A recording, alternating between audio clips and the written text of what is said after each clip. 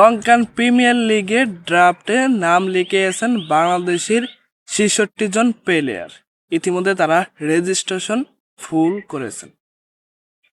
আমাদের ৬৬ জন বাংলাদেশি এবং সরাসরি চুক্তিতে দল পেয়েছেন সাকিব আল হাসান একমাত্র বাংলাদেশি হিসেবে। ৬৬ জনের মধ্যে ড্রাফটে কে দল পায় এটা তো শিওর না। আমি কিছু শিওর দিতেছি কারা কারা দল পাইতে পারে। ১ নম্বরে তানজিদ হাসান তামিম, ২ নম্বর পারভেজ হোসেন ইমন, তারপরে আপনার তানজিম সাকিব, তাসকিন আহমেদ এবং নাহিদ রানা। এরা দল পাইলে পাইতে পারে, আর না হলে আমি কাউকে দেখছি না যে দল পাইবে। মোস্তাফিজুর রহমানের কথায় কেন বলি না জানেন? মোস্তাফিজুর রহমান ওই সময় 100 লিগ খেলবেন, তাই মোস্তাফিজুর রহমান ড্রাফটে নাম দাঁড়ায় এবং সরাসরি চুক্তিতে কোনো দলে যুক্ত হয়নি।